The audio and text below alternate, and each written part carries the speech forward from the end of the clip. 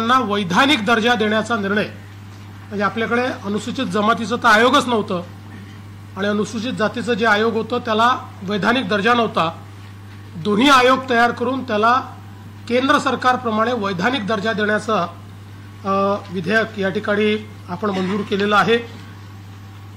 महाराष्ट्र विशेष जनसुरक्षा विधेयक, ज्याबद्दल अनेक अफवा पसरवण्यात आल्या, पण मी पुन्हा आपल्या निदर्शनास आणून देतो की संयुक्त समितीमध्ये 26 सदस्य होते।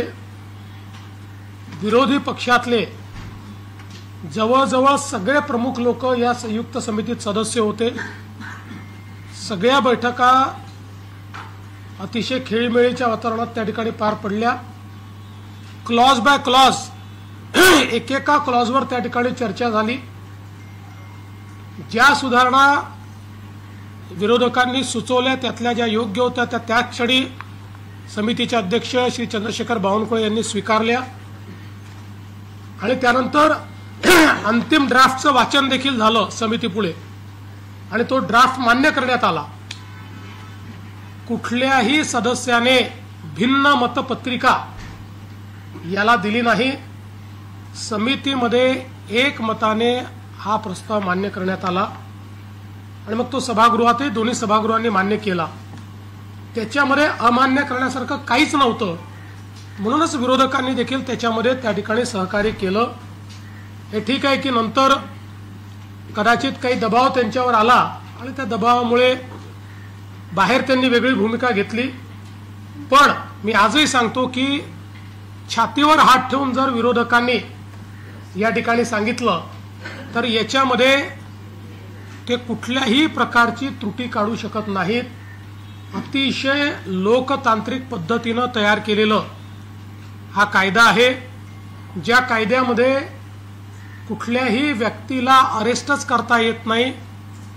या कायद्यामध्ये संस्थेवर बंदी टाकता येते आणि मग त्या संस्थेचे बंदी संस्थेचे जे काही त्या ठिकाणी कार्य करणारे लोक असतील त्यांच्यावर ऍक्शन घेता येते आणि ही बंदी टाकण्याकरताही पहिल्यांदा सगळे पुरावे घेऊन हायकोर्टाचे जज आणि जिल्हा न्यायाधीश आणि पीपी अशा मंडळापुढे जावं लागतं। त्यांनी पुरावे योग्य आहेत असं म्हटलं तरच बंदीचं नोटिफिकेशन निघतं। नोटिफिकेशन निघाल्यानंतर 30 दिवसापर्यंत पुन्हा हायकोर्टात जाण्याची संधी आहे। त्यामुळे सगळ्या प्रकारची संधी देऊनच ही पुढची कारवाई या ठिकाणी होते आणि म्हणून हे विधेयक या ठिकाणी पास झालेलं आहे।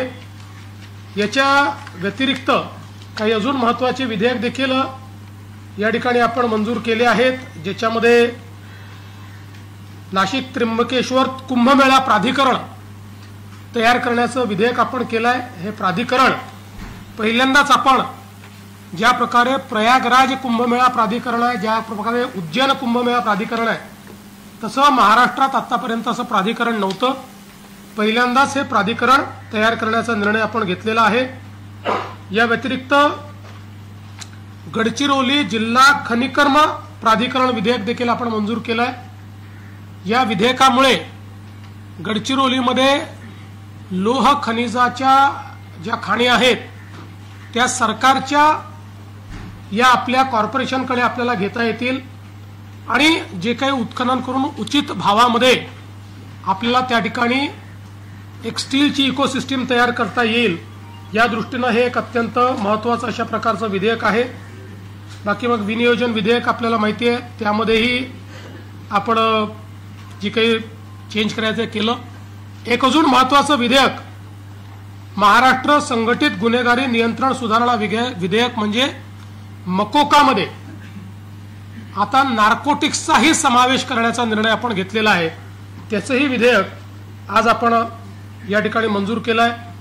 प्रादेशिक नियोजन व नगररचना विधेयक जे आपल्याला आपल्या शहरांमध्ये काम करण्याकरता केंद्र सरकारचे ज्याच्या माध्यमातून पैसे मिळू शकतील अशा प्रकारचं एक हे चांगलं विधेयक याला देखील या ठिकाणी मान्य करण्यात आलं आहे। या अधिवेशनामध्ये पुरवणी मागण्यांना मान्यता देण्यात आलेली आहे त्या माध्यमातून जे काही महत्त्वाचे विषय आहेत त्याला मान्यता देण्यात आली आहे आणि विशेषतः पुरवणी मागण्यांच्या माध्यमातून मेट्रो प्रकल्प, महानगरपालिका, नगरपालिका, नगरपरिषदा, जिल्हा परिषदा यांचं मुद्रांक शुल्क जे त्यांना द्यायचं आहे ते देण्याच्या बद्दल, त्याचप्रमाणे सिंचन आणि पायाभूत सुविधा, महात्मा फुले जनआरोग्य योजना, संजय गांधी निराधार योजना, मागासवर्गीय विद्यार्थ्यांची शिष्यवृत्ती, अशा सगळ्या गोष्टींकरता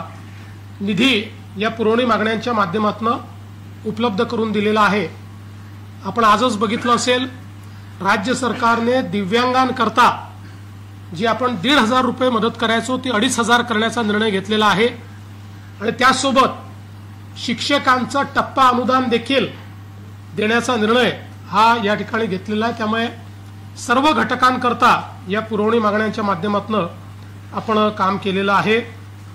विशेषतः या अधिवेशनामध्ये महाराष्ट्राचे सुपुत्र आणि देशाचे सरन्यायाधीश माननीय श्री भूषण गवई साहेब यांचा देखील एक अतिशय हृदय सत्कार विधिमंडळाच्या माध्यमातून करण्यात आला। मंत्रिमंडळाने देखील या दरम्यान अतिशय चांगले निर्णय घेतले। नवीन अनुकंपा धोरणाला मान्यता देण्यात आली आणि अनुकंपाची 2008 पासूनची जी वेटिंग लिस्ट आहे ती पूर्णपणे समाप्त करण्याचा निर्णय हा या ठिकाणी मंत्रिमंडळाने घेतला। पशुसंवर्धन विभागाला कृषी समकक्ष दर्जा देण्याचा निर्णय हा या ठिकाणी घेण्यात आला। महाराष्ट्र ॲग्री बिझनेस नेटवर्क प्रकल्प, मॅग्नेट प्रकल्प, जो शेतीमध्ये अतिशय मोठी क्रांती करतोय, त्याच्या टप्पा 2 ला म्हणजे 2025 ते 2030 या कालावधीकरता मान्यता देण्यात आली। श्री क्षेत्र संत शिरोमणी सावता महाराज संजीवनी समाधी मंदिर याच्याही विकासाकरता त्या ठिकाणी मान्यता देण्यात आली। अनेक महत्त्वाचे निर्णय या ठिकाणी केलेले आहेत। विरोधकांनी जे प्रश्न उपस्थित केले त्यालाही योग्य आणि समर्पक उत्तर हे देण्याचा प्रयत्न आम्ही केलाय आणि अंतिम आठवडा प्रस्तावाच्या माध्यमातून राज्याची पुढची वाटचाल काय असणार आहे हे सांगण्याचा प्रयत्न देखील या ठिकाणी आम्ही केलेला आहे। मला असं वाटतं की एकूण सत्तारूढ पक्ष म्हणून झालेल्या कामकाजावर आम्ही समाधानी आहोत। हे खरं आहे की काही गोष्टी मात्र या अधिवेशनात अशा घडल्या की ज्याच्या संदर्भात निश्चितपणे आम्हाला दुःख आहे, खेद आहे आणि अशा गोष्टी घडू नये या दृष्टीनं भविष्यात जी काही काळजी घेतली पाहिजे ती घेण्याचा प्रयत्न आमचा सगळ्यांचाच या ठिकाणी असेल। मला असं वाटतं की विरोधी पक्षाच्या वतीनं हवेतले आरोप हे मोठ्या प्रमाणात करण्यात आले। पुरावे न देता, कागदपत्र न देता आरोप करायचं, शूट आणि स्कूट ज्याला म्हणतात, म्हणजे आरोप करायचं आणि पळून जायचं। पळून जायचा लिटरली अर्थ घेऊ नका, पण त्यातनं बाजूला व्हायचं, अशा प्रकारची एक रणनीती ही विरोधी पक्षाची होती। तथापि ठीक आहे, तो त्यांचा अधिकार आहे। आम्ही मात्र प्रत्येक गोष्टीला नीट पुराव्यानिशी त्या ठिकाणी उत्तर दिलेलं आहे।